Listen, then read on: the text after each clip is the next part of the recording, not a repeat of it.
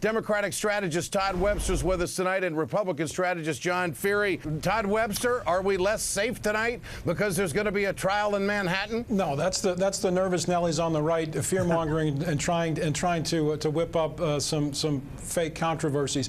The reality is, on 9/11, these terrorists attacked us at the World Trade Center because of our values and because of our democracy and because of our freedoms.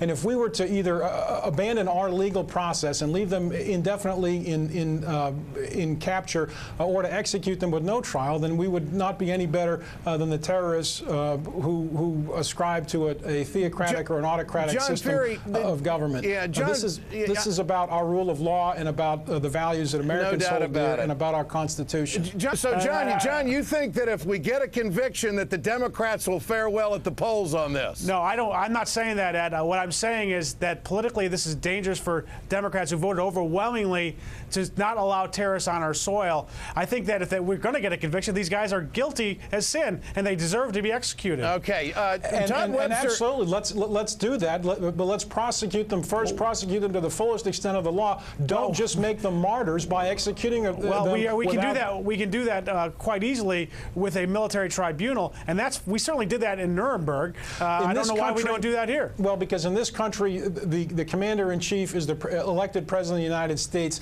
He and his attorney general in this case make those decisions. Todd, and despite Karl Rove's efforts to politicize the Justice Department and install his buddies in U.S. attorneys' positions, we do have a legal system that is the envy of the world. That's exactly. All right, one quick comment. Here's Liz Cheney talking about 2012. I want to switch gears to this subject. Get your response. Here it is. Sarah Palin would not have bowed to the Emperor of Japan. She wouldn't even have curtsied to him, you know? Nor should we have an attorney general who is taking the extremely risky move of bringing Khalid Sheikh Mohammed to New York. Well, I don't know. I mean, you could also look at the comparison and think Cheney 2012.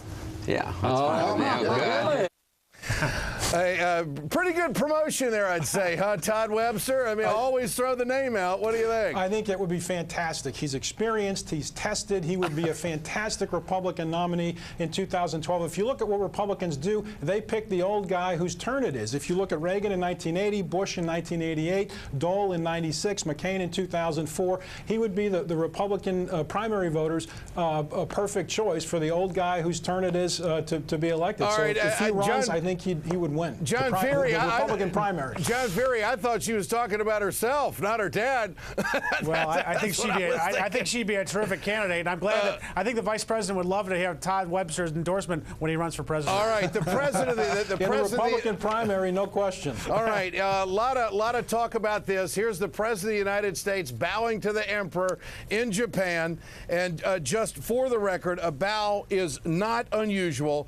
It's considered appropriate, not necessary. It's routine gesture in that country. It really has no fixed meaning other than to show respect.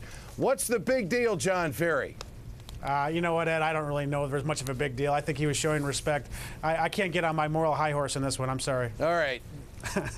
Todd Webster? I would have to agree. I mean, you know, he's greeting a foreign leader. I think it is less offensive than giving a big smooch to the Saudi Arabian prince who was over at his house and then walking hand in hand around the ranch in Texas. But I think he's showing respect, and he is in Japan, and it was a perfectly reasonable gesture.